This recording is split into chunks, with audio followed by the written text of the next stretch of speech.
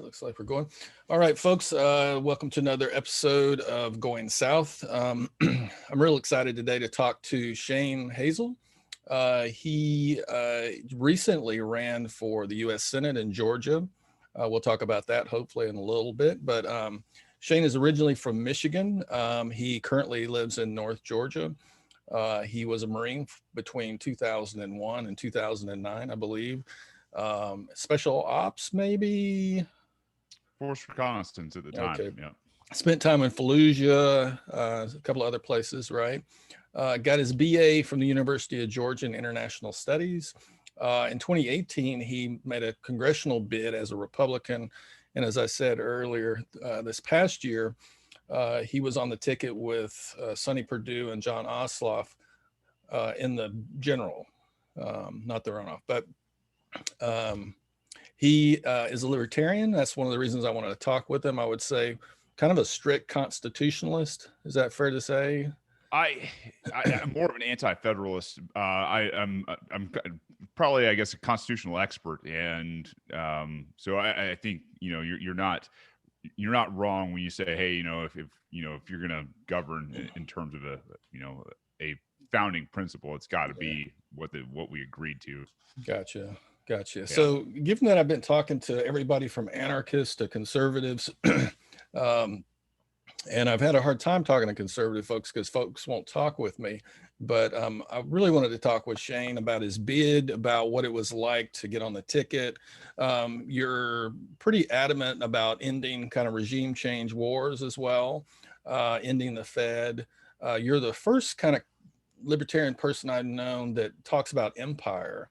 My liberal friends don't recognize that the U.S. is an empire. I think that language even doesn't make sense to folks. So I've got a zillion questions for you, particularly as someone in the military. I come from a military family.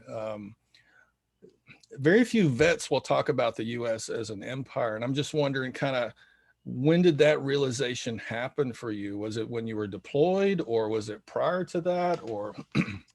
Well, it definitely began when I was deployed, and I talk about John Taylor Gatto being my first step into kind of the awakening. I was laying in my bed in a tent after the Battle of Fallujah. This was December of 2004, and obviously just saw firsthand and was part of it, the carnage, destruction, and all that fun stuff that it was just it wreaks havoc on people's souls for the rest of their life sometimes. So I was sitting there and I was reading this book, Weapons of Mass Instruction. John Taylor Gatto was a teacher, 30-year veteran of the New York school system, and he talked about the history of where the American education system came from, which I have come to fondly refer to as compulsory government indoctrination camps. And it was one of those things where they instituted government indoctrination so that people felt this akinness to the state, so that they had this quote unquote patriotism. So when it came time to go and fight wars, they felt the necessity to stand for the motherland and go do what they were told to do. That was my first step into understanding that we weren't there for the right reasons, right? We weren't there defending life and liberty and property of Americans. We were there for an international government corporate cabal. And so the idea grew in my mind. And as I learned that we were in over 120 countries around the world, where we never left, places like Japan and Germany and places in Europe. And, now that we had an outpost in countries in Africa, you start to see it and you start to go, man, if the British had an empire, if the Ottomans had an empire, we sure as hell, by definition, in terms of troops stationed around the world, navigation, sea lanes, things like that, and a presence in terms of affecting what's going on in different governments around the world through the US dollar, the petrodollar, whatever you want to call it. We definitely fit the definition of empire. Gotcha. You're kind of flickering in and out. I don't know. This probably, can you see that happening, or is it just on my? Yeah, it's a new camera. Okay. They're interrupting the signal already. Yeah, no worries. I just want to make sure I'm not imagining anything. No, it's definitely on both ends. Yeah. yeah, in sociology, we talk about a couple of things that, education systems from a functionalist standpoint are about kind of assimilating people into a national narrative about whatever that narrative is, right? And then there's kind of the discussion of empire and neo-colonialism, that maybe empire doesn't look like it did during the reign of Britain and the Ottomans and so forth, where we're not necessarily taking territory, like the Romans or whoever else did, but we certainly have multinational interests planted in those places, right? And have a really good reason to, in our own mind, of kind of dabbling in all these other places. So did you enlist right after, right after 9/11? Yeah, days after, I was actually about to head into my fourth year of school out at West Georgia, and decided that it would be there when I got back. Ran off, joined the Marine Corps, uh, and by November, I think it was November 5th, is when I shipped off to MEPS and went over to Paris Island and started the process. So it was really out of response to 9/11. You Yeah. wanted to serve, and yeah. Let me back up a little bit. You're originally from Michigan. How in the hell did you end up in Georgia?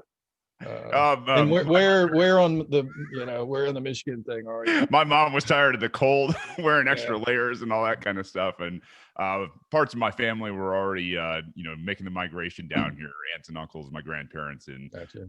my mom and dad just said, let's follow suit, and it looks like there's a good economy down there and it's growing, and so they did, and grew up over in Gwinnett County. Went to Brookwood High School, and just you want to talk about a very Mayberry upbringing, over there. It was it was a bubble. In terms of a class, I graduated with about 700 kids. You probably count on two hands how many of them weren't white, Christian, or something like that to that denomination. So, yeah, it's very very Mayberry, but after that, things change, and my eyes were opened, to what the world actually is and was, I guess. Yeah, I think going abroad too. Like I grew up. My dad was in we were stationed in Ankara, and then as an adult, I spent time in the Philippines after the Marcos regime was kind of removed, and it was very politicizing, particularly living with Filipino people and seeing political events from their perspective versus what the media said about what was going on in the Philippines at the time. So it's too bad folks can't get to live in other parts of the world sometimes. I But agree with you. Yeah, it sounds like you enlisted though. So did you enlist, do a 4-year thing and then re-up, or what happened? So when you enlist, you have an 8-year contract, no matter what. And so you can do 4 years active, 4 years inactive. You can do as a reservist, you'll do 6 years in the reserve, and then 2 years inactive reserve. For us, you can re-up after 4 years, or you can, but if you don't, you're going to still be in the inactive reserve for another 4 years, just in case they decide that they need you for something. Gotcha. So in 2018, so when did you step into the political arena after kind of all that? When did you decide, what, I'm going to throw my hat in? I saw things going the wrong way, and kind of got into the Ron Paul camp back in 2008, and just saw politics going the wrong way. Started doing my own homework, and at some point I decided, you've got to be an absolute, scholar of the Constitution if you want to go out and affect some change. You've got to be able to talk from a place of knowledge and working understanding of that document if you're going to take on this establishment and what's going on. And so I did all the homework, and then really found some very interesting things. There's a great site out there. It's put on by the guys at JBS. It's called the Freedom Index, and it's on the New American site, newamerican.com. And it's not a pack or anything. It's just a rating system per the Constitution for every representative at the federal level. So it measures basically their votes for and against the Constitution of the United States. And I found out very quickly that my representative over in the Georgia 7th District, where I grew up, was a 50% constitutional voter, as a quote unquote Republican. Okay. And I was just like, you got to change this, and this was, I guess, 2014, 2015, I started kind of poking around and seeing, what his what his ideas were, and how he was perceived within our community. And a lot of people didn't like the guy. A lot of people had run against him in the past in the primaries. And so I decided, what, in 2018, after, they said, give us the House, give us the Senate, give us the presidency. They got it all and they didn't do anything with it. It's time for somebody to do something. And so I decided to step out and do it. And boy, I'll tell you what I saw in terms of the Republican Party, the backstabbing, right down to the county level. The outright lies and manipulation that goes on it was eye opening, to say the least, especially for a guy that had walked in my shoes. It was like, hey, if this is what is not tolerated from the Republican Party, well, the Republican Party, and I don't know if I can cuss on your show, so I'll keep it Yeah, clean. you can say whatever you want. Yeah, they're absolutely full of shit. In terms of what they say they are on paper and what what the rhetoric is outside those closed door meetings. Those guys, they are bought and paid for, right down to the local sycophants that want to be close to the ring of power. Yeah, they're both parties are such machines to me, So it sounds like that was kind of eye opening. Were you a lifelong Republican up until that point? I sure was. Yeah. And I mean, that's the thing is, I kind of grew up, with Neil Bortz. So I guess more libertarian leanings. But, Neil was still very hawkish on war. And, that's something that I had to divorce myself from. And it was a hard thing to do, to admit to yourself that, and to others that you'd been, kind of a pawn in the system and you've been duped. And a lot of people don't like to admit that. So, but yeah, I mean, I had always voted Republican. I was a neocon. I mean, really, no qualms about admitting that. But I'll tell you, I was wrong. And I, to this day, I try to tell people, one way or the other, it's possible to change. It's possible to find some common ground with people who are, who think they're progressives as well. And so where I find common ground is on criminal justice reform. I find it on being, pro peace and really only being a defensive type of, military. And, obviously I can outright the right from the right because they spend every dime that they can find. And, they're absolutely full of it when it comes to rights as well these days. Yeah. Well, it's kind of timely. We're talking on the day of the inauguration and all the, I want to ask your thoughts on the events a couple of weeks ago in a little bit, but, so at what point did you go, you know what, I'm not a Republican, I'm a libertarian? I think a lot of people brought it to my attention. The guys over the Mises Caucus inside the Libertarian Party, Michael Heiss for one, just a bunch of fighters over there, and then Ryan Graham, who's the chair here in Georgia. We met and had a lunch, and super. I mean, just the nicest guy in the world. And he's got a great way of just I guess recruiting. And he's like, look, man, as much as you want to change the party, obviously from the inside, and talking to me I was a Republican, he's like, wouldn't you like to just not have to deal with it? Wouldn't we? I mean, like, you're a libertarian, and I was like, don't tell anybody, because I was trying to run, a lot of my craft is, counterinsurgency, small unit type of things, and guerrilla warfare, all that fun stuff. And I was trying to affect it within the Republican Party, and I think I did to a certain degree, but he was like, listen, you can be anybody you want to be, over here. That's what we want people to be. We want people to come out. We want people to, to talk about their ideas freely and openly and not have to use a filter. And I said, you know what? That actually sounds, pretty remarkable in this day and age. And it's different. And so obviously, liberty, whether I don't care about parties, I'll tell you right now, I'm not happy with the party leadership in the Libertarian Party. We're obviously making some big strides to replace them with the Mises Caucus to begin with, but I don't care about party. I really I could care less. I don't care if it's Libertarian, Democrat, or Republican. It's one of those things where if somebody earns my vote, they'll get my vote, and they have to be very principled. They have to be very consistent. And so most times, most people won't get my vote. So I got you. that's even libertarians. Yeah. How would you, I mean, I've got an idea of what libertarianism is. A friend of mine says it's Republicans without religion, but I don't think that's fair at all. That's definitely But, not. yeah. But so how would you, I mean, for the folks that'll listen to this that hasn't ever talked to a libertarian, because I am in rural South Georgia, you're Sure. either in one camp or the other largely. I mean, what is a libertarian in terms of the way you conceptualize it? So what I like to, talk to people about is basic core principles. And that can get very boring. So it's basically, I don't believe that the government should ever point their guns at peaceful people. And we have this, saying that if your ideas require force, your ideas suck.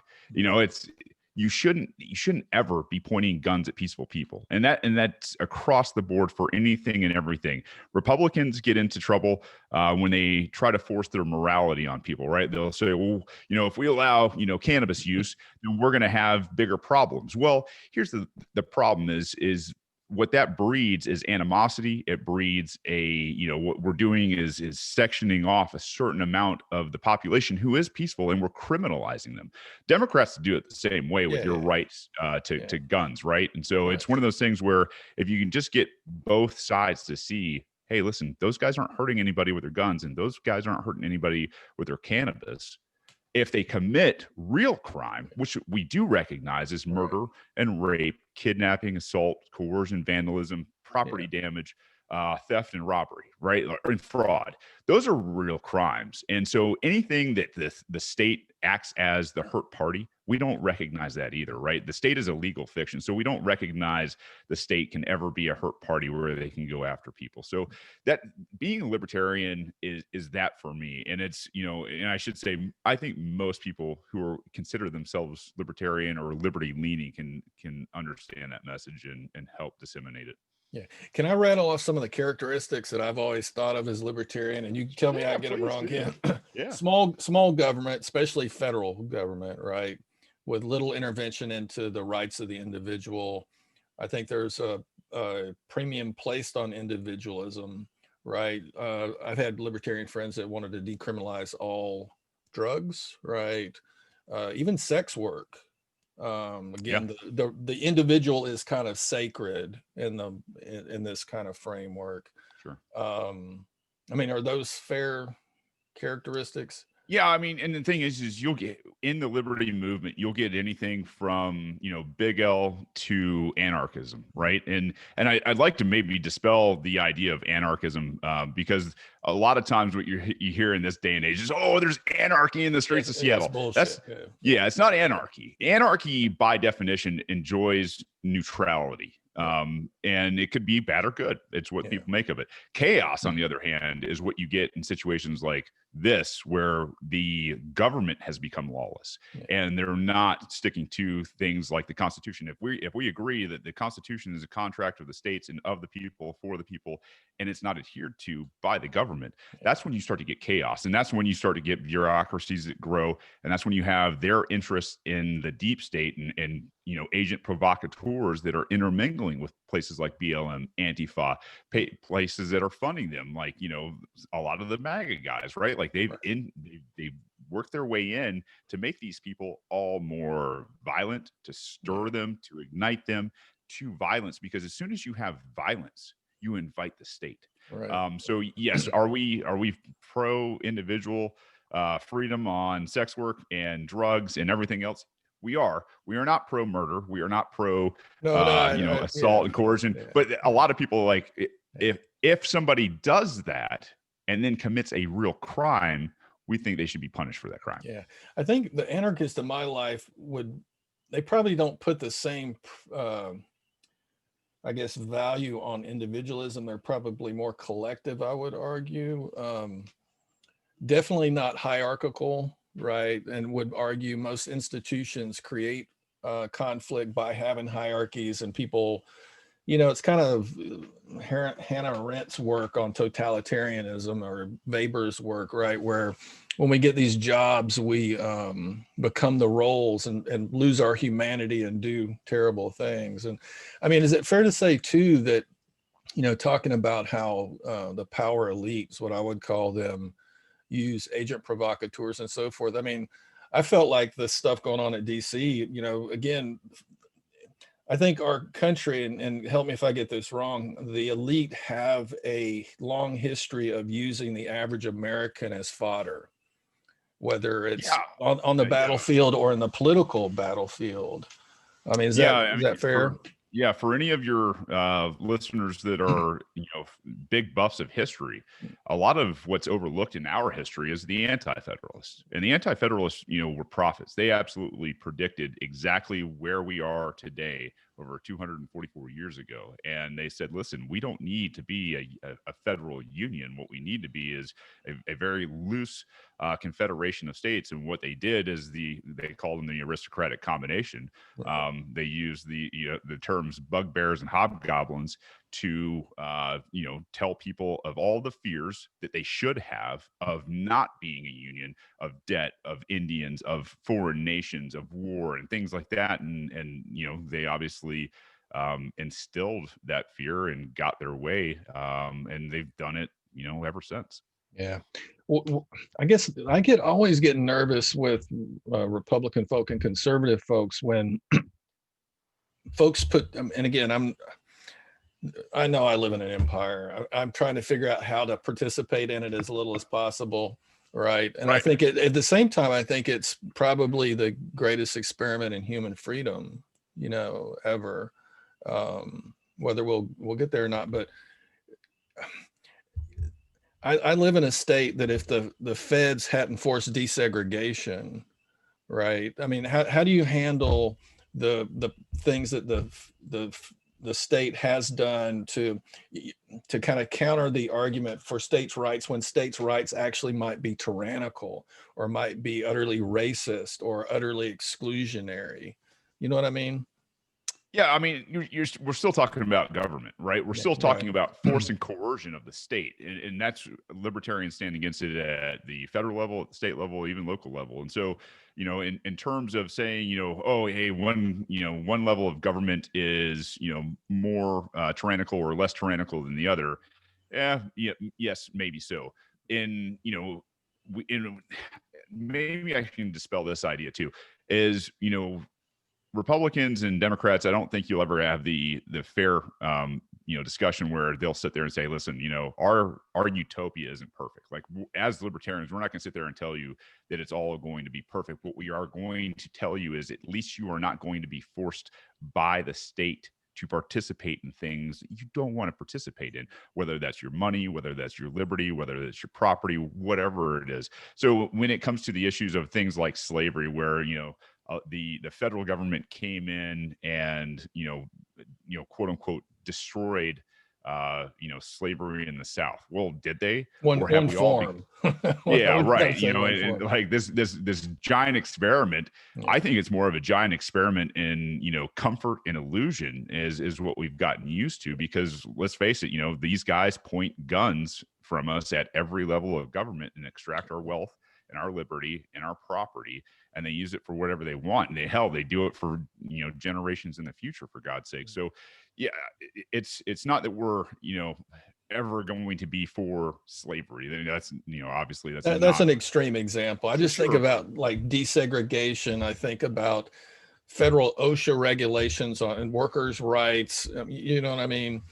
Yeah, Um, it's more or less of a market, a market system. The market will work those things out. If you don't want to work somewhere, then don't work there. You have the freedom in America to not work places, and if you accept, the risk that come along with things, what we're not going to get into, I should say, what we aren't against is seeking retribution for damages or hurt parties. And so, when it comes to somebody working a job where maybe they didn't understand the dangers that come along with the job, or they are, working in a place, while sacrificing some of their, their rights, like that, those are things that we need to help people understand in terms of education. It's not that you can't go and do dangerous jobs. We have to.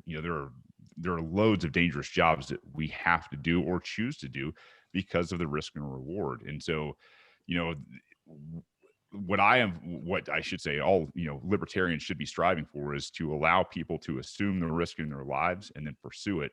And if they're, they come up hurt because of somebody else's negligence, well, then they get to seek retribution for those. Yeah. Well, it's kind of a very rational choice approach too, I guess, where people are weighing things.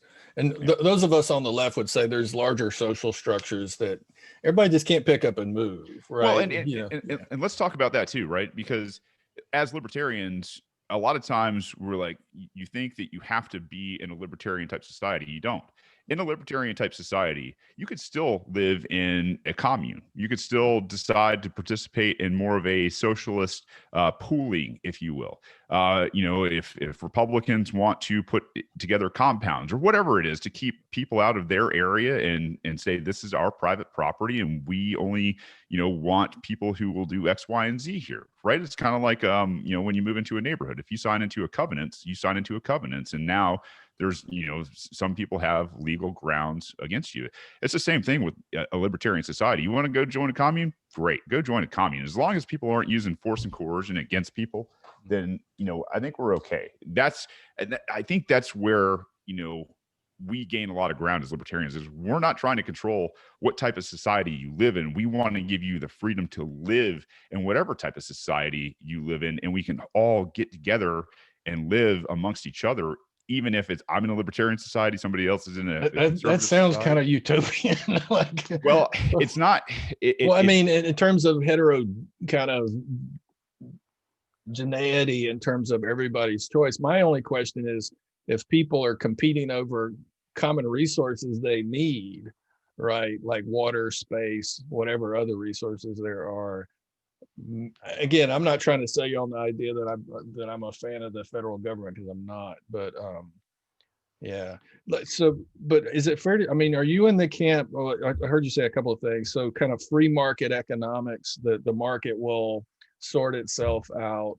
But also, I mean, are you, I and others, there's a guy named Sheldon Woolen wrote a pretty famous book called Democracy Incorporated. He argues just there's been a kind of corporate coup d'etat, that the state and corporate sector are one and the same at this point. Yeah, I call it the government corporate cabal. Yeah, I mean, so we're, because we're kind of in the illusion of participating in a government and going through kind of ritual. When we vote, we get two choices and there's always two evils to choose from, right? And you get guilted if you don't vote for one. And so you're kind of, that's your analysis as well. Is that fair to say? Yeah, and I'll give you this, maybe for people to chew on, is whenever government can go into the private sector and start to determine what is required of the private sector,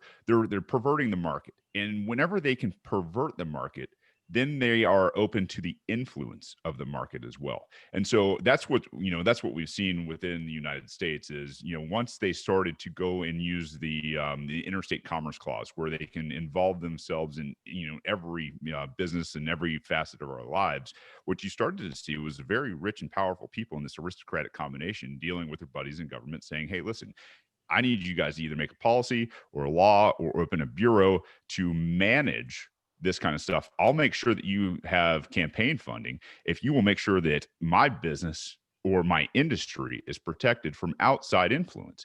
And so this marriage of government and corporate industry out there is because it's opened itself up to being politicized in terms of creating policy and creating law around different industry. Yeah. How does regulation work though? For example, if we're, and again, I'm not trying to justify all these big bureaucracies that are deeply problematic, but in terms of like regulation, the production and quality of pharmaceuticals, right? Or making sure your neighbor's not dumping something harmful in the river that runs through your property. Like how do you envision that happening without a larger kind of centralized state of some well form? Let's address the idea of the state being virtuous. I I'm believe. not, yeah, I'm not, Yeah. So let's start from that premise, if you don't mind. yeah. I believe the state is full of murderers and thieves. Anybody who will send goons out with badges and teams to point guns at peaceful people, to extract wealth and do what they want to do for possibly the very rich and the very powerful within corporations is going to have an upper hand in the society to begin with. So right off the bat, we're dealing with unsavory people who are working off of force and coercion, which obviously we are totally against. So maybe back in the day it wouldn't have worked as well as it can work now, and that's the thing is we have all sorts of review type organizations, whether it's Google or Yahoo or Yelp or Amazon reviews and things like that. You really kind of get to understand who you may be doing business with before you ever do business with them. And I think that is the market that we need to be striving for. It's not that somebody can go out there and poison all the water and do terrible things with industry and everything else. If they're hurting people, then those other people have an avenue for retribution and reclaiming their losses. So you're really about privatization of almost everything, it sounds like, though. Yeah. I mean, the only struggle I would have with that is, I taught for 20 years and rate a professor. Anytime you don't have kind of random samples, right? People either, they go on and they just like Yelp or anything else, right? The people that love the place or they fucking hate it, right? Or the ones that, or the people that think my view is that important are the ones, right? So yeah. Can we go back to like 2020 though? So you got like 115,000 votes. I did. I did the math on this, and I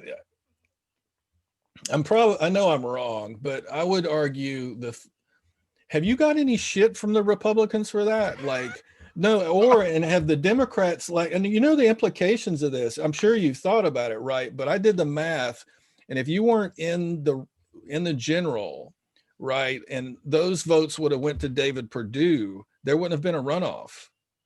Yeah, and that's the thing is a lot of the mainstream media out there will tell you, "Oh man, Hazel took votes from the Republicans." I'm not accusing you either, Shane. No, hey, listen, yeah. I meant to take votes from all of them, right? Like that, I really did, and I meant to be a spoiler. I mean, I set out for it.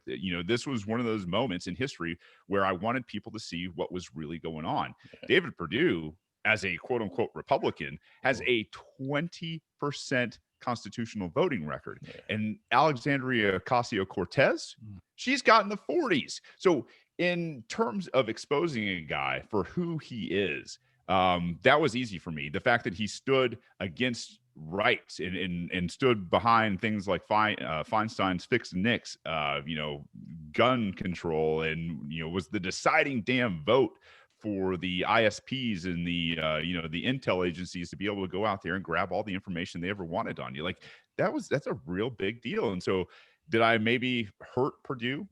Yeah, I exposed him. But here's the thing is I also exposed Ossoff. And so I can tell you from all the emails and everything else, it's such a mixed bag from one election to the next, right? From the general to the runoff. I had people who absolutely were like, thank you so much, from the Democrats who switched to the other side that, were like, you are the biggest scumbag on earth. And it's because of you, Ossoff won, or, now that they have unlimited control. So yeah, I get my fair share of hate, but, well, I was also wondering if you got like a gift basket from the Democrats.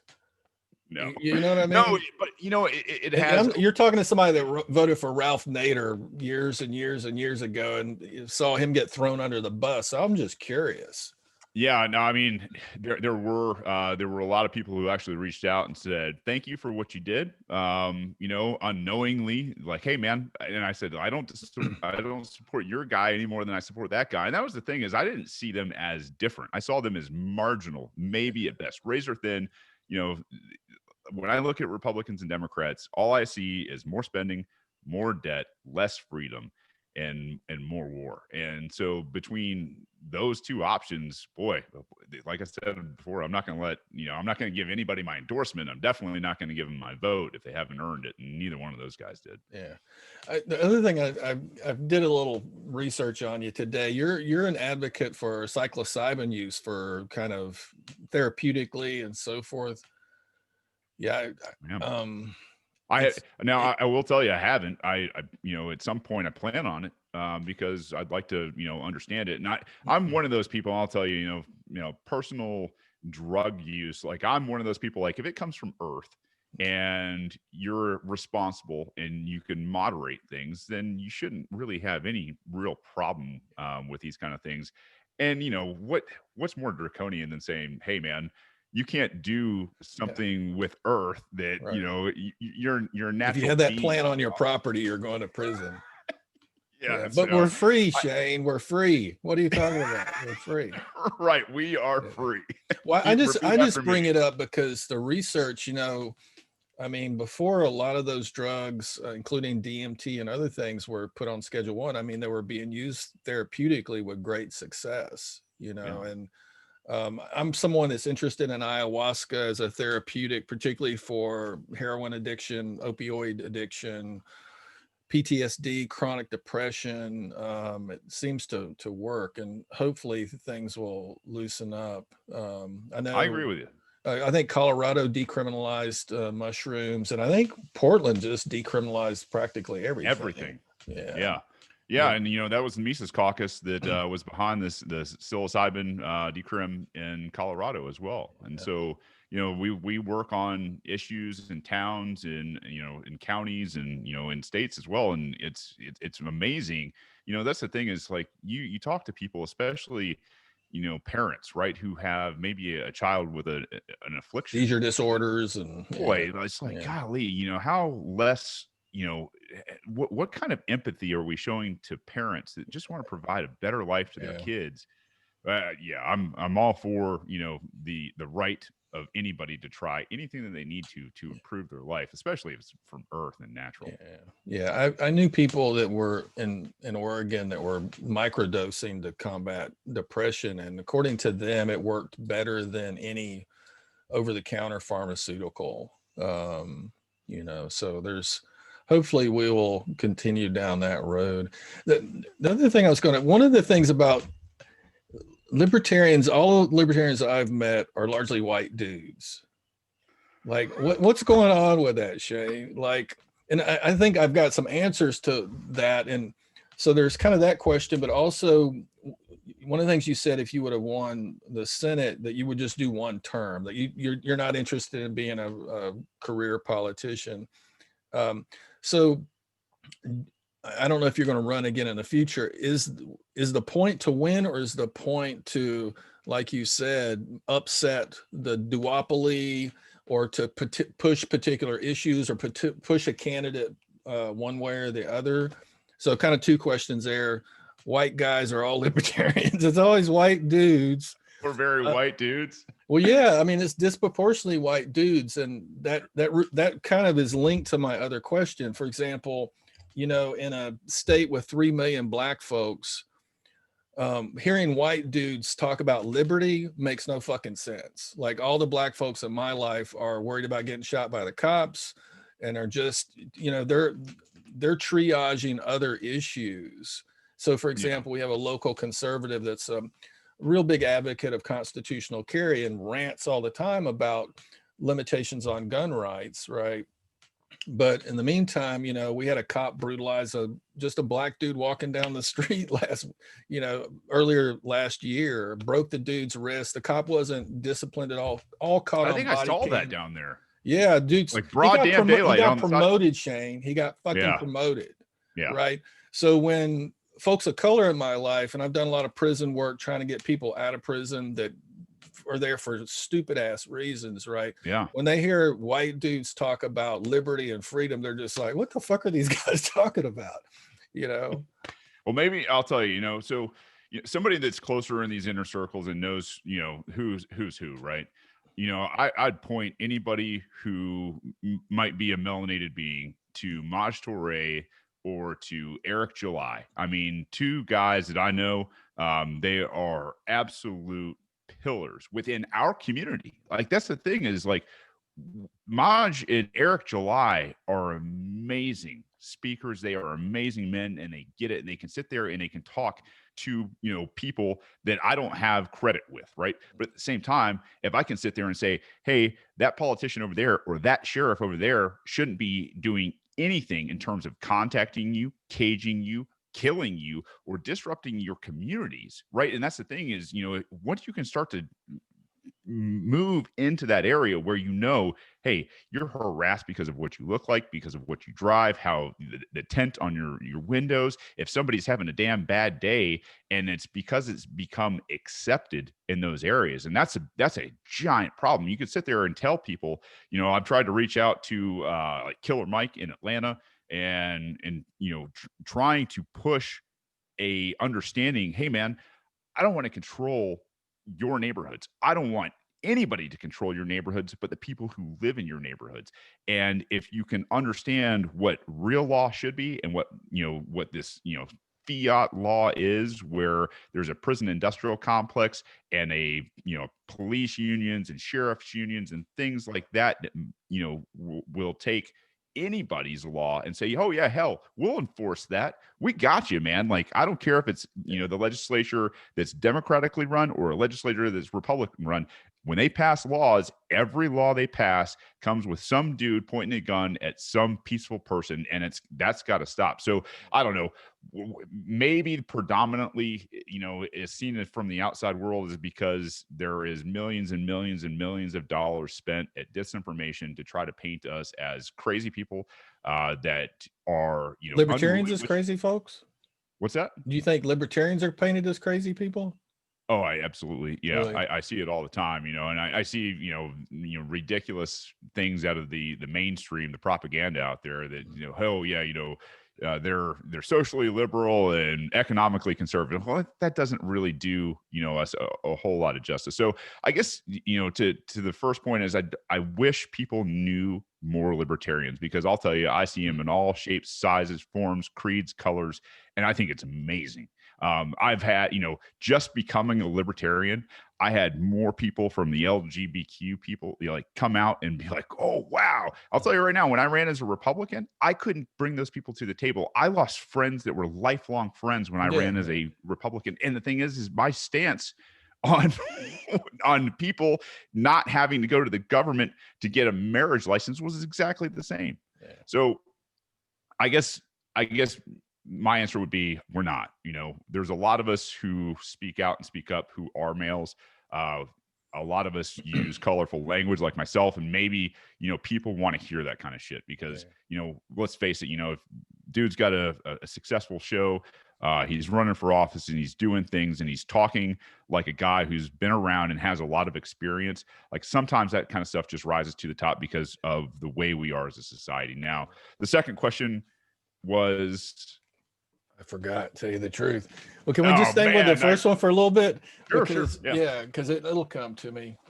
I guess the biggest thing I see, and this is a critique you could level at the Democrats and the Republicans, particularly the Republicans, though, is, the issue, I mean, it's just the issues people push, right? Like, constitutional carry is not an issue folks of color in my life are worried about. You know what I mean? So that doesn't resonate. And I also think, rightly or wrongly, and I think it's fair, is that it kind of reveals that we do live in different Americas, right? Oh yeah, we are not a single nation of people. Yeah. Well, and just realize the second issue then, because it seems to me that if you're, the second question was, is this really a leverage thing that you're interested in doing? And I applaud you for doing it, right? Because the duopoly needs to go. It's been funny to watch Biden, and everybody wanted to get rid of Trump so bad, right? That the conservatives had some legitimate beef. Hunter Biden and the nepotism, Tara Reid sexual assault charges against Biden. We can go down the list, right? That my liberal friends get fucking pissed if I bring any of that up, right? Yeah, because they just wanted Trump out. So, and I fear, I won't lie, I felt a little relief today to see Donald Trump walk out because he has the nuclear codes and he's a psychopath. But I'm not happy about a neoliberal taking over and basically being trying to be Obama 2.0. That's a whole different thing, right? So back to my question. Sure. Like if you're serious about winning the position, it seems to me, particularly in a state like this, the issues have to drive the campaign. The ideology can't. Do you know what I mean? Well, yeah, here's, I don't think, If it's going to resonate with the 3 million black folks, poor people, you know what I mean? Poor people that can't afford assault weapons. You know? Yeah, no, and that's the thing is you've got to be able to speak to whatever audience you're speaking to, Yeah. right? Like, and that's the thing is, we have that ability to go and speak to any audience, anywhere, anytime, not pull punches, and give them, the one thing that libertarians are is we're nerds, and we have 50 years of telling people, this is where we should be, and this is why we're going to end up in the place where we are now. And so when we can go into Hispanic neighborhoods or black neighborhoods or whatever neighborhoods, right? Like, we're not there to tell you we're going to fix all of your problems. What we are there to do is say, hey, listen, we are going to remove the problem of government from your life. And that does something, because the problem of government, precedes us everywhere. I don't care if you're rolling out of your federally approved mattress into your federally approved shower head, or going into the federally approved toilet, or brushing your teeth with a federally approved toothpaste, right? Like, they're in your life from the time you wake up till the time you get back in that federally approved. So if we can, discuss the issues of civil asset forfeiture, the drug war, qualified immunity, not having, things like stop and frisk in terms of mass incarceration, go down the list. yeah, I mean, that's the thing is we're better. Like, it's the Scott Horton strategy, right? It was, we can come at the left better than the left can, and we can get at the right better than the right can. And those things absolutely tear down, some preconceived notions of who we are as libertarians. And I'm telling you, I had more people come to me from the urban areas this year, especially who were melanated beings, going, holy hell, I've never heard anybody talk like this, and I sure as hell don't trust that, weasel John Ossoff, right? Like, and that was something, new to me, having run as a Republican in the past, where people open up and say, okay, man, what do you think about this? Or what do you think about that? Now, at least we're talking. Like, that's amazing to be able to do, with that, in politics in 2020 is, hey, I want to hear more about what you've got to say as a, not my party. And I don't know. I see that. And so I guess your other question is, do we want to just be a disruption? No. And so in 2022, I'm seeking the nomination for governor from the Libertarian Party. And Kemp, oh man, Kemp's going to be thrown under the bus. If down here's a barometer at all. Yeah, well, and that's the thing is, I think the GOP and the DNC have played themselves out. We've seen both parties, the hatred from the Bernie Bros, who got rejected 2 times in 2 different elections, stolen from rejected them. is kind too, Shane. Let's just say Sure. Sold out, thrown under the bus by the DNC twice. Yeah, which says something about Bernie. Which says something about Bernie. I mean, it really does. And I mean, is it fair to say that, Trump was really the result of a populist movement on the right, and Bernie is a populist movement on the left? Sure. The DNC is not paying attention to. They're worried about Russia meddling. It amazes me how far up their ass their head is. Like, well, and the thing is, I think the GOP and the DNC, behind closed doors, are best friends, right? And it's we call the duopoly for a reason. They have absolutely gone tone deaf to everything that is going on with the MAGA crowd. They've gone tone deaf to the BLM, the Antifa on the DNC side, and the Bernie Bros and the rest of them. and those people aren't going away. Yeah. You know, and you've got Clapper, who came out today. Was it Clapper, or maybe it was Brennan? Brennan came out today saying, "Hey, the unholy alliance and the domestic terrorism that's forming now is all of these groups, including libertarians." And I was like, "Man, Well, terrorists! James, you know, Don't you have to James, be violent to be terrorists?" yeah, well, James Clapper ought to be in prison for lying Oh, to sure, Congress anyway, right? You know, I agree. yeah, good God. Absolutely. But yeah, no, we're absolutely set up here in Georgia to do something profound and maybe groundbreaking in 2022 for governor. And I am, I'll tell you, you know, the people are coming out of the woodwork from the GOP and I should say, the people who were Republicans and the people who were Democrats who've seen the writing on the wall are asking to volunteer for the campaign. And I have never, like, I'm overwhelmed. I can't get to all of this info, you know, all the social messages, the emails, you name it. I can't get to it. And we're not even started. You know, I'm just barely getting moved into my new house, my new studio, and like I can't answer all of these things. I can't even come close to answering them all. And that kind of outpouring for something not the duopoly, I, I we'll see. So It's you're going to be, encouraged. yeah, it's going to Yeah. be extremely interesting. You know, to have laid the groundwork to show people that we're not wavering on these kind of things, and that we're not going to endorse clowns that are running for office one way or the other. I think people are ready to start, you know, putting their work into liberty now that they're getting a lot more uncomfortable. Yeah. Do you see, I've got two other big kind of questions, because I think those of us on the left, especially radical folk, and for the record, I forgot to mention your podcast. It's Radical, right? Oh, you just did. Yeah, yeah. You have a podcast called Radical, and your website is shanehazel.com, right? So folks, and I'll put that in the description under the video too, so folks can get to both of those places. But I guess given all your experiences, given your analysis of American empire, the military industrial complex, the marriage of corporate America and the state, which is a part of the military industrial complex, and the fact that our government sends everyday Americans to fight wars abroad for a variety of reasons, right? My liberal folks are all the time describing this as if the system is broke. And I always argue that I wouldn't argue the system's broke, that the system's working the way it was designed to work in many ways. I mean, if we're talking about a country set up by aristocracy in some ways, right? White dudes that wrote an amazing political document that was really reserved for white dudes, though. And it seems to me that the history of the country has been other people forcing the nation, largely through social movements, to live up to the ideals in that document. Do you, so when we get to a place like this, and I'm also very interested in imperial decline, like what are the attributes, and whether it's Yugoslavia or Rome, right? Like what does decay look like, and is it internal and external, both?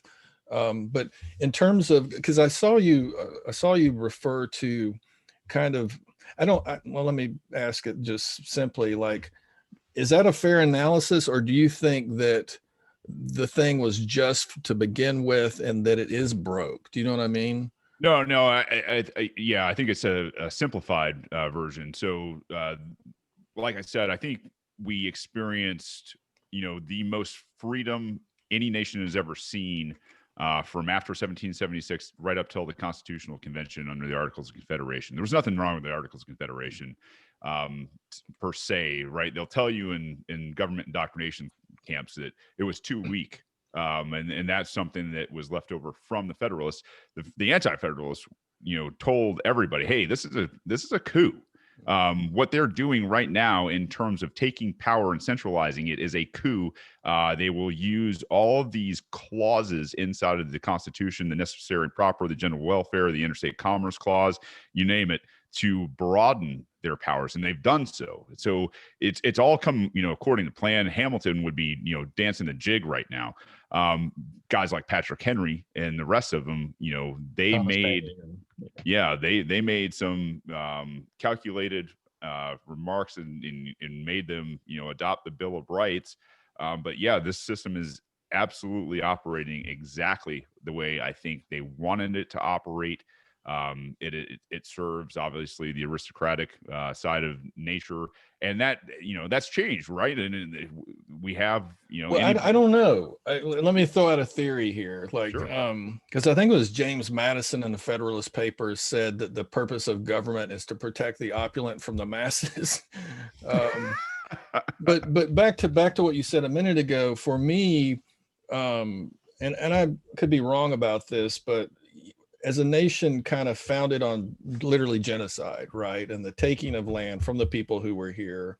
I live in a place that was populated by Creek people. And then when our community was founded, they literally had a lottery. Once everybody had been exterminated or reservated, they literally had a lottery for the parcels of land that were divvied up, right? And white men got to draw names to get that property. So we have, this mass genocide that is the story of Western expansion in this, country. But then we have from 1618, 246 years of enslavement of, African folks. And then we have kind of neo-slavery after the Civil War, all the way up to the Second World War. Really didn't end. Debt peonage didn't end until the 40s. We have lynching during that time. White women don't get the vote till 1920. I laughed when Hillary Clinton said we were always a democracy. And I was like, really? I mean, come on. And not to mention the Braceros program, the taking of California, Western expansion, right? Texas, Mexico, New Mexico. And I guess I'm of the conviction that unless the country grapples with that, particularly as the country browns, right? White people are shrinking as a population. I don't know how old you are, but I'm pushing 60. So I remember Watts. We were overseas when it happened. I remember King just hearing about the riots during King's assassination.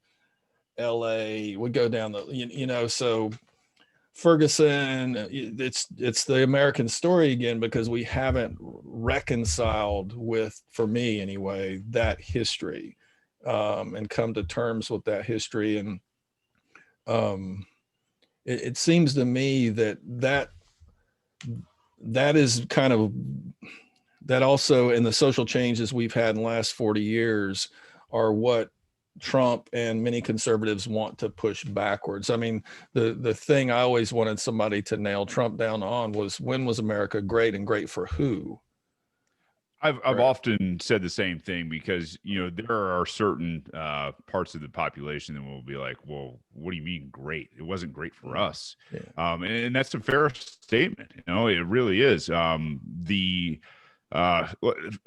will say, just to be fair, like, until somewhat modern times, the world was conquest. And that was, it was Africa, it was Europe, it was Asia, it was Central and South America, as well as the tribes here in the Americas. So the idea that it was something that just white people were doing, I think, is a little cooked up. I think it's one of those. I didn't say only white people, Yeah, but if we're talking about the American experiment, yeah. right? So I will say maybe white guys were better at it. In terms of land conquered and taken, and I'm not saying. Do you ever get curious as to why that is? What is it about Europeans, right, and Greeks, right, compared to, it's a big question I have, compared to so many other cultures and civilizations. Well, I think you look at the world in over millennia, right? And you look, I mean, think Genghis Khan. Genghis Khan did stuff that, at the time you would have said, well, why are Asians so good at this kind of thing? Yeah. Or, in the Ottoman Empire, why are Arabs so good at this kind of stuff? Or why, are the, this tiny little island Persians, we can go down a list. Yeah. Yeah. Right. It's just a matter of perspective and timing. In terms of, I guess one qualitative difference though here that drives me crazy is we just don't tell the truth about that. We have kind of the story that it's whitewashed. Yeah. Yeah. Like, and for me, that's kind of crazy making. Let's just be honest about it. It's even with the attacks on the Capitol. hearing Democrats say this isn't who we are, I want to say, no, maybe this is who we are. Well, I mean, and now, let's take a look and let's just push ourselves 100 years into the future. What America became in this moment was a multicultural empire that did the same thing that we bitch about to the rest of the world. That's the thing, is we've taken over the Middle East. We've taken over large parts of Europe. We have, some interest now in Africa and things like that. And the thing is when the rest of the world looks at this, they go, man, America isn't just white dudes. It's white women. It's, we've got anybody and everybody in the biggest melting pot in the world here. And we're going around the world acting like savages, where we kill peaceful people for what, resources. Well, that's the thing. I for years have a big problem with how my liberal friends measure progress. Progress is not participating in the empire to me. Yeah. Whether you're Condoleezza Rice or whoever, you know what I mean? And there's very little, it's hard to have that discussion, particularly if folks feel like they're marginalized and excluded. But I would argue, like that's given that, King Day was a couple of days ago, that wasn't his vision of the transformation. His vision was a radical revolution of values, right? Where militarism, predatory capitalism, racism are effectively dealt with. Yeah, and I'll go back again to the Anti-Federalists. They wrote about this, I want to say, in maybe the Anti-Federalist Papers number 7 or 8, somewhere around there, where they started talking about peace and the nations that don't have a history bathed in blood in places like the Cantons in Switzerland, which are mostly autonomous and, take care of themselves.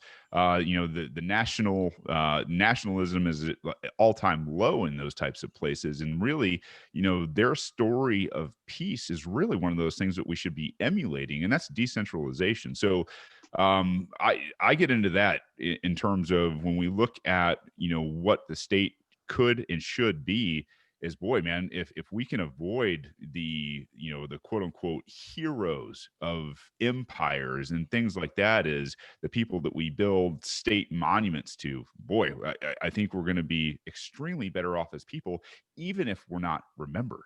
And that means leaving everybody alone. So what were your thoughts last Wednesday, 2 weeks ago, Wednesday, when Trump supporters stormed the Capitol and threatened to, were you surprised, shocked? I mean, I'm surprised that more people haven't decided that that's where their outrage should lie. And that's, at first I wanted to be like, oh man, you don't do that, right? Like, and I always, I'm trying to put myself in other people's shoes more and more these days. And so when I talk about this government committing acts of war against its own people, I mean it. I mean, when you look at what a right is and what people have had to deal with for decades and decades and decades, having their neighborhoods and their communities and their livelihoods invaded and extracted and destroyed. Those are acts of war by our own government, against its charter and its own people. And so when people are this riled up, and I don't care if it's BLM or Antifa or Bernie Bros or the Proud Boys or any of the rest of these people, like, there is an anger in this country. And I think there is a righteous anger. The problem is it's misdirected. And the idea that you can, not understand somebody's outrage who may have lost everything, whether it's their livelihood, whether it's their family members, or whatever, to the state, the American government or the state government, to not understand that they've had acts of war perpetrated against them. I think we're selling ourselves short in terms of our understanding of empathy for our fellow man. I don't condone violence, but at the same time, if you marginalize and you destroy people's lives, this is what happens. Ron Paul talked about it as blowback. And unfortunately for the American government right now, they're experiencing blowback from the American people. I guess the only thing I struggle with that is a lot of those folks weren't poor or working class. We don't know who they are, right? Yeah. They were able to get to DC, right? and I get a lot of folks supported that. And again, I don't want it to be a pissing match about who's getting screwed over the most, but the people in the realms I work in see those. Well, let me use a different example. Having lived in Portland, and I had a lot of students who were Antifa. Um, and Portland's a very liberal city. Already decriminalized weed, right? You could grow weed when I lived Oh, you can do there. anything in Portland. Yeah, right. You can ride your bike naked once a year. Great food, great coffee if you got the means to buy it. Housing's expensive and so forth, but very, very libertarian. I would argue in many ways, right? So, and having lived in the deep South most of my life, where mass incarceration, segregation, police brutality, just open racism is often just glaring. I found it interesting that, and all the students I knew in Antifa were white folks who were full of fucking anger, and most were middle class, college educated people, right? Um, who loved to burn the flag downtown. And I was like, well, that's cool, but free speech, but would you burn it in rural Oregon? I mean, how much of this is performance? How much of this is personal stuff that you're working out? And I guess what I'm trying to say is, and I'm a white dude in America, I don't understand and I'm not doing great. I mean, I've got a PhD. I taught 20 years and made very little money doing that. Been accused of being a Marxist the whole time that hates my country. Like, but I've got it fucking good. Like, this white rage that I saw on the screen and that I experienced living here. I worked at a parts store, Napa store, and I saw it kind of every day. And when I talk with folks, what I think is happening is not kind of some reaction to the state interceding in their lives, right? What I see happening is folks feeling like they're losing their country. That's even the language, right? They're losing their country to immigrants. They're losing their country to feminists. They're losing their country to Antifa. The GOP did Antifa more good by, you know what I mean? Antifa is a handful of people in Portland and across the country, right? And you would think they're this massive army ready to sweep the country. But I don't understand that rage. And I get that, people in the Rust Belt are struggling. I get that jobs have been outsourced. I get that the opioid crisis is hellish. I get that the COVID thing has locked people down, but the folks that I moved with, I don't know how many Black folks I've worked with in the last 30 years who've lost people to the police, who don't have good, who have never had anything to be pissed off about in comparison to Trump supporters in particular. And so for me, there's this, this is this, and it's not solely about race, but a big part of it is about race, that white America, or a portion of it, feels like, and I get that there's some people of color peppered up in there, right? But that something has gone wrong with their country, and by God, they're going to take the fucker back. I think there are people out there, having lived down here my entire life, I don't see the openly racist people. I never have, I've never been as a bald guy in the South, I've never been invited or anything to be part of a, racist organization. So I kind of rejected the idea that, white supremacists and the bubbas and all that kind of stuff are like that, because most of the guys I know, that's not what I'm saying, though. No. Yeah, that's not Yeah. what I'm not talking about overt racist. I'm not talking about people that would even claim to have a prejudiced bone in their body. What I'm talking about is a sense of internalized entitlement, that the world is supposed to be a particular way. It's supposed to work for me. That's the American dream. By Sure. God, my ancestors founded this place. And that's kind of what I'm getting to is you look at, again, I'll go back to the compulsory government indoctrination camps. you're told what America is from age 5 until you're 18, and it's scripted and it's bullshit, and it's one of those things that the state does. Propaganda. Oh, it's pure propaganda. And so when people get to the real world, whether they finish their degree and go on to higher education and incur 6 figures worth of debt in getting that education just to get out and go, oh, hey, where's my 6-figure job? And they're like, that doesn't exist, dude. They're left scratching their head like, well, I was told if I did well in school and I went on to college and then I got out that, life would be made for me. And that's what they're finding that doesn't exist, and they get pissed, right? So they've been lied to and propagandized and belt fed by the state again, which shouldn't be in control of education by any stretch of the imagination. I think that's what you find in some of these areas where maybe you do have a little more angst and rage, honestly, among maybe those types of people. You've got, the shoe on the other foot is where, the education system in terms of urban areas is just so damn piss poor, and so lacking in hope and anything else out there, that those guys are never ever given the idea that, oh, you can go out there and you can succeed. So there, I think it comes down to the individual. Like you said before, you have sprinklings of different, melanated beings in different parts of society everywhere you go. So you can't, strictly account for it in, pigmentation. But at the same time, culturally, there is definitely a war going on for culture in the United States, and I don't think most people understand how to even address it, right? Yeah, but think about how dangerous a conversation you and I are having in some ways, like it is for Ah, me. But is it? no, like I've never, I find it fascinating that asking questions about America and our history is un-American, Oh yeah, right? And yeah. I just say that because it.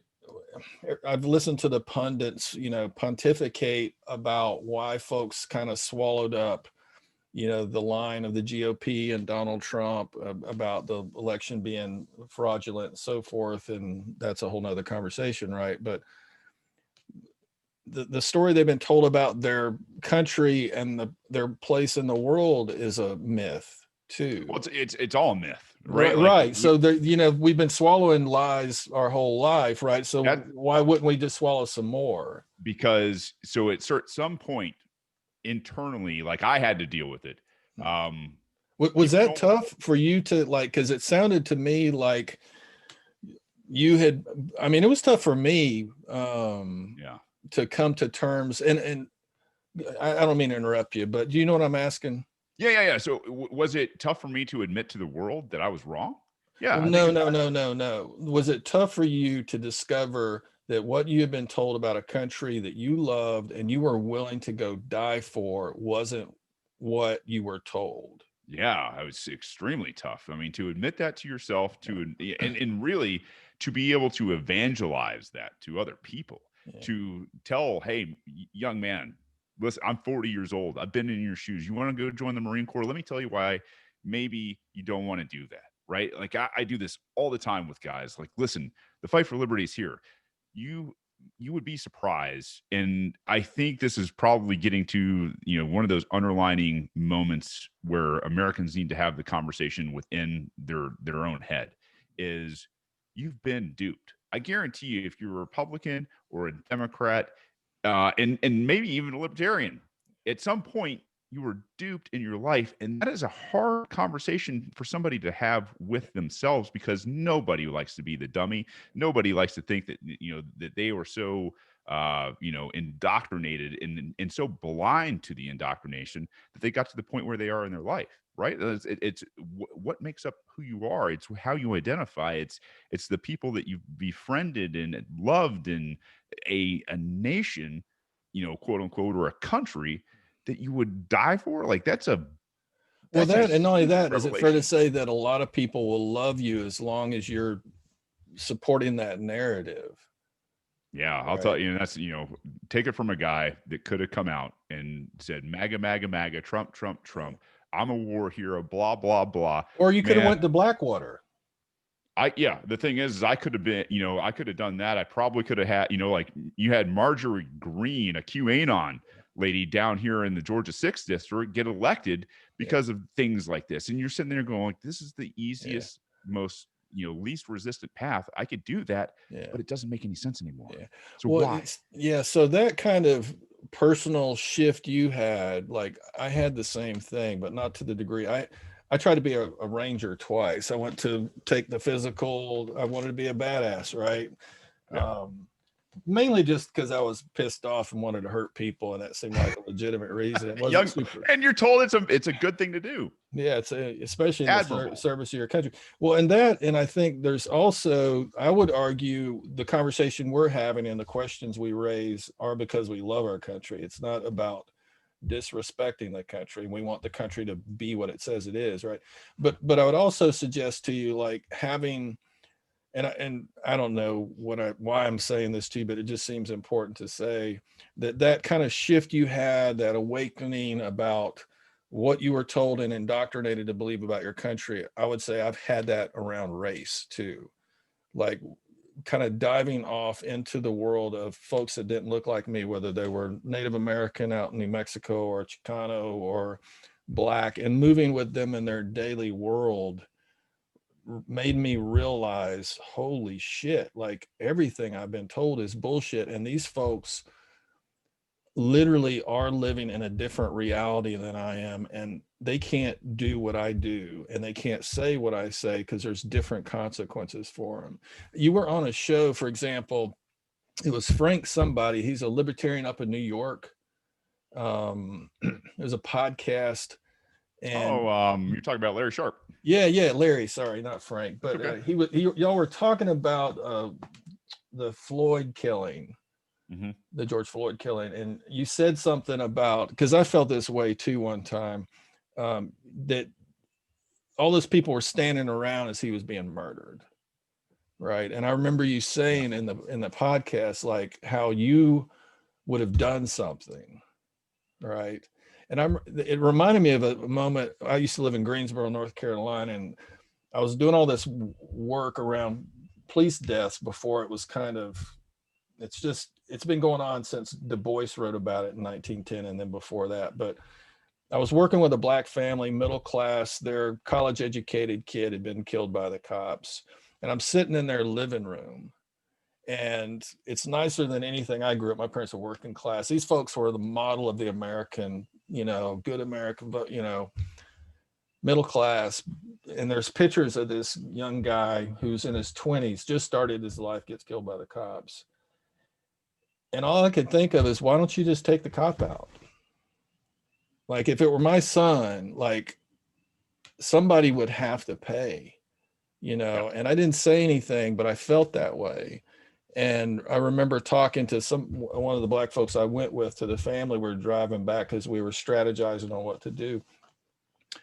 And I said that to them, and they were like, they would burn our community to the ground. We don't have the option to retaliate. You don't understand. We're not individuals, And it was one of those, and that happened to me over and over and over again over the years.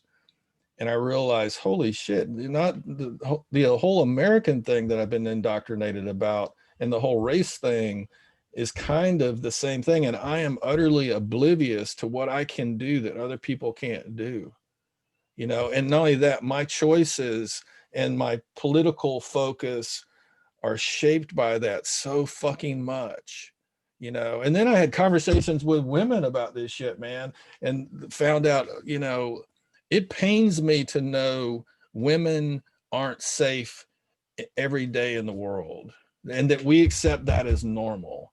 I don't know if you got a daughter or you're married. Yeah. Right? So, you know what I mean? Like, I've got all kinds of comments for you. Yeah. But you know what I mean? That, this kind of, to me, the bubble of the American myth, and then trying to figure out who we were, and then what should we do about that bubble has popped a few other times, other than just the mythology of my country. Mm-hmm. I just ran my mouth for way too long. No, I think you bring up some valid points. I got to see, like I said, I grew up in Mayberry with 700 other white kids and a sprinkling Yeah, of Gwinnett's pretty. melanated beings, right? I think But Gwinnett's still pretty white, isn't it? no, it's very multicultural Is now. it now? Okay. Extremely multicultural.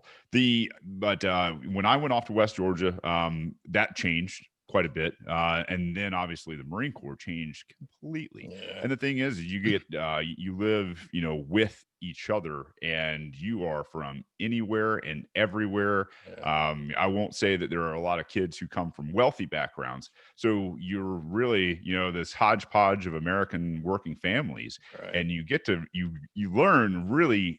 I think some of the best parts about not only who you are, but who other people are through those lenses. And so, we've had discussions, when people are hammered and somebody, might be, not understanding of what, somebody who's Black who grew up in LA went through. And so Yeah. we get to see this kind of stuff all the time, raw and in person, and get, probably made fun of for our lack of understanding to the point where you come to understand these things. And so, I can give you plenty of examples, but there's so much that happen, between that and between my traveling the world and seeing places and seeing things, that we have problems. A lot of them are self-inflicted, and I will tell you, when I see it, what I see is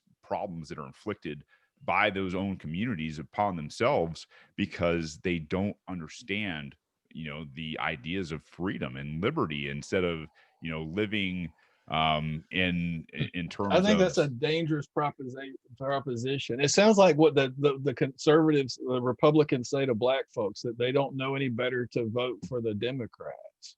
Well, I mean, the thing, and the Republicans don't know any better to vote for the Republicans. Here's what I'll tell you is, if somebody came out here into the sticks where I live and tried some bullshit as a sheriff or a deputy or a police officer with the guys out here, these guys they're not going to allow that kind of shit. And the thing is down there, that stuff is becoming less and less acceptable as well. And that's why you see, the burning and the riots in cities. And I'm not saying I'm going to sit here and condone the burning of private property. What you're seeing is a pushback movement, whether it's brown or Black or whatever, in terms of urban America, where this shit is not acceptable anymore. You do see it. And I'll tell you what, I'm proud of people who, grab their phone and they turn it on and they start filming, what's going on, and say, hey man, no, listen, I know my rights. I know what the Constitution is, and you have absolutely no delegated authority whatsoever to talk to me, to contact me, unless you go get a warrant. If that's the case, then hey, see you later. Like, that's the thing, is like, it's about what is going to fly in your local neighborhoods. And if you make sure that that law enforcement, the mayors and the city council, or whoever it is who's in those areas, that's not going to fly there, that stuff stops. They don't have the manpower to take on the entire city or county. I think, when I think of neighborhoods, that explode, they're so reminiscent of internal colonies to me. You have folks locked into places that are densely populated. Generally, folks don't own the property there, locked into poverty. It's interesting because Lincoln carried out one of the biggest executions ever. Do you know about this? I can't remember there's all these drawings of the gallows. They built a gallows where they could hang all these Native Americans at the same time. It's probably 40 people. Imagine you maybe even inherited it from Jackson. Yeah. But basically what had happened, they had been reservated to a place where there was just no hope. And then when they rebel, they're criminalized and then executed. I would argue that that's kind of what happens in some of our cities, right? Folks are locked out. So how are you feeling? I'm somebody that would argue that the empire is just in decline, and I'm not sure. I would argue it has an inertia to it that we might not be able to reverse, and we're in a perfect storm of variables. But it sounds like you're pretty optimistic. Like, I'm optimistic in the people. I'm not optimistic in the government. And really, if I'm being very honest, I want the empire to be gone. I do. It's not that I want the states and the people within those states to suffer. I don't. But empires do one thing, and that is fall. Time and time again, empires have fallen through history. We are in that exponential curve of decline right now, and one of the telltales, I mean, you saw it at the inauguration today. I mean, we look like something out of Central or South America in terms of what the inauguration looked like, with fences and troops and everything else, but we've also got this really, really nasty habit of fiat currency that is, the Federal Reserve pushing, what was it, this in 2020, we came up with 1/3 of the entire history's debt of the US in 1 year. So that, we've crossed the 100% GDP mark. And It's not sustainable, is it? No. You got $200 trillion in unfunded liabilities. People are figuring out that Social Security and Medicare and Medicaid are all Ponzi schemes, and that stuff isn't going to fly anymore. People want to opt out. Like the trust in the quote unquote institutions is at an all-time low. And Isn't that been kind of cool to watch, though? The right lose faith in institutions the way the left. We knew the FBI. We know about COINTELPRO. We know about agent provocateurs. Oh, welcome to the. Yeah.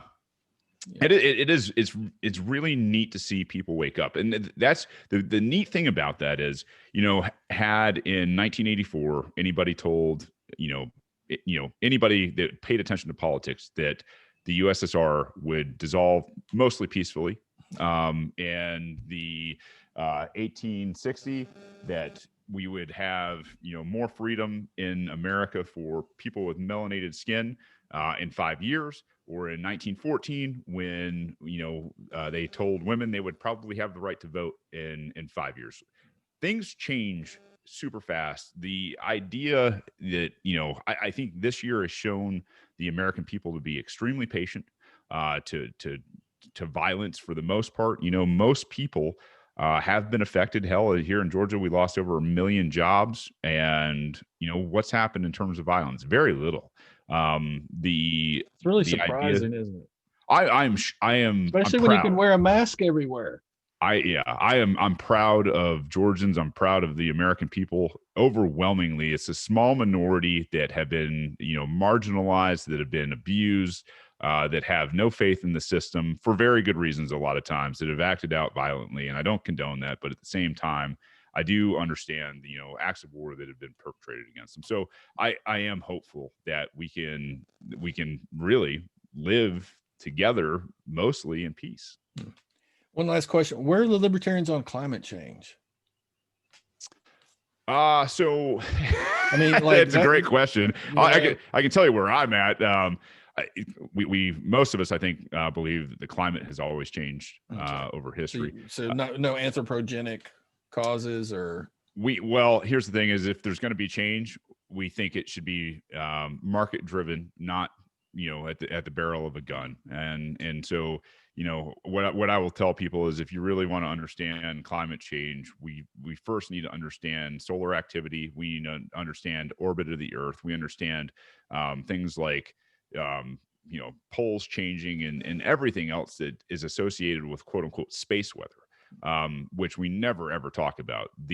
I think if Americans and really the world was being honest, we'd have to ask ourselves, and this is a great Neil Bohrtism, right? Is, well, what's the perfect temperature? And nobody can tell you, what's the average temperature supposed to be? Well, it depends on what you want. Do you want more life and more fauna to be produced here on Earth, right? I don't think that's the measures they're going by. I think they're talking about dying glaciers, rampant wildfire, longer hurricane and tornado seasons. Sure. Right. Yeah. Yeah. It's been an active planet. Well, it sounds The like a conservative position on climate change. Well, I don't even think it's that. I think it's more of a scientific one. There was a great exchange between Thomas Massey, who is very much, a libertarian in Republican clothing, right? Between him and John Kerry, where he talked about the parts per million of carbon in the atmosphere. And Yeah. obviously, John Kerry only went back 800,000 years because it served as narrative. Before that, they were double, triple, and life on Earth had abounded in those times where We weren't here though, were we? no, but what he said is geology doesn't stop because of man, right? And so we're at a fraction of what parts per million in terms of carbon has been in the past, and that's usually what they cite in terms of climate change. No worries.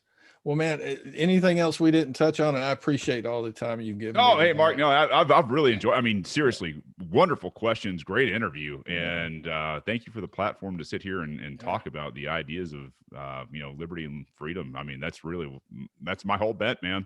So I can't thank you enough. Well, I'm gonna get a hold of my Democratic friends and tell them to send you a gift basket.